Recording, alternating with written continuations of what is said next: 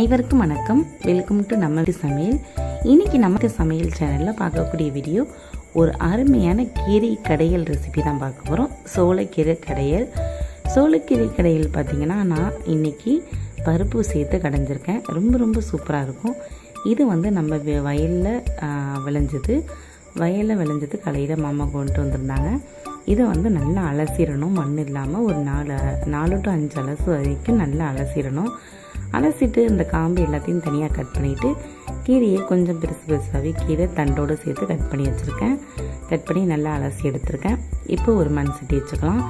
சட்டியில் கொஞ்சமாக பாசிப்பருப்பு நல்லா அலசிட்டு சேர்த்துக்கிறேன். சேர்த்துட்டு ஒரு 10 சின்ன வெங்காயம் தோல் நீக்கிட்டு சேர்த்துக்கிறேன். இப்போ ஒரு 5 பூண்டு பல் சேர்த்துக்கலாம். 2 பச்சை மிளகாவை உடைச்சி சேர்த்துக்கலாம். ஒரு பெரிய பழுத்த தக்காளியை இந்த மாதிரி சின்னதாக கட் பண்ணி சேர்த்துக்கலாம். 1 டீஸ்பூன் அளவுக்கு சீரகம் சேர்த்துக்கலாம்.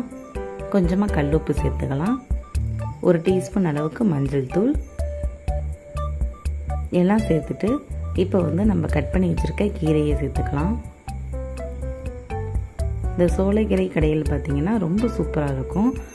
தண்டு கீரைன்னு சொல்லுவாங்க, சோளக்கீரைன்னு சொல்லுவாங்க. அப்புறம் பார்த்திங்கன்னா இது வெறும் சோறில் கூட நம்ம பிசைஞ்சு சாப்பிட்லாம். சைடிஷாகவும் வச்சு சாப்பிட்லாம். ரொம்ப சூப்பராக இருக்கும். இப்போ கீரை எல்லாத்தையும் சேர்த்துட்டு நம்ம தேவையான அளவு தண்ணீர் சேர்த்துக்கலாம். தண்ணீர் சேர்த்துட்டு இப்போ ஒரு அடுப்பு பற்ற வச்சுக்கிறேன். அடுப்பு பற்ற வச்சுட்டு இப்போ அதில் அடுப்பில் வச்சிடலாம். இப்போ கீரை பாருங்கள் நல்லா வந்துக்கிட்டு இருக்கு. பாருங்கள் நல்லா பருப்பும் கீரையும் ஒன்றா நல்லா வந்ததுக்கப்புறம் இதை அப்படியே மெதுவாக இறக்கி வச்சிடலாம். இப்போ பருப்பு கீரை ரெண்டுமே ஓரளவுக்கு நல்லா வெந்துட்டு இப்போ இறக்கிட்டு நம்ம ஒரு மத்து வச்சு இந்த மாதிரி அப்படியே நல்லா கையாலேயே கிடஞ்சி விட்டுக்கணும். நல்லா இந்த மாதிரி கிண்டி விட்டுட்டே இருந்தாவே நல்லா கீரை நல்லா கிடஞ்சி சூப்பராக ரெடி ஆயிடும். பருப்பு இங்கே பாருங்கள், பருப்பு கீரை கடையில் சூப்பராக ரெடி ஆயிடுச்சு. இப்போ ஒரு இன்னொரு மண் சட்டி வச்சுட்டு அதில் கொஞ்சமாக எண்ணெய் சேர்த்துக்கலாம். எண்ணெய் சேர்த்துட்டு கொஞ்சம் கடுகு சேர்த்துக்கலாம். எண்ணெய் நல்லா காஞ்சதுக்கப்புறம்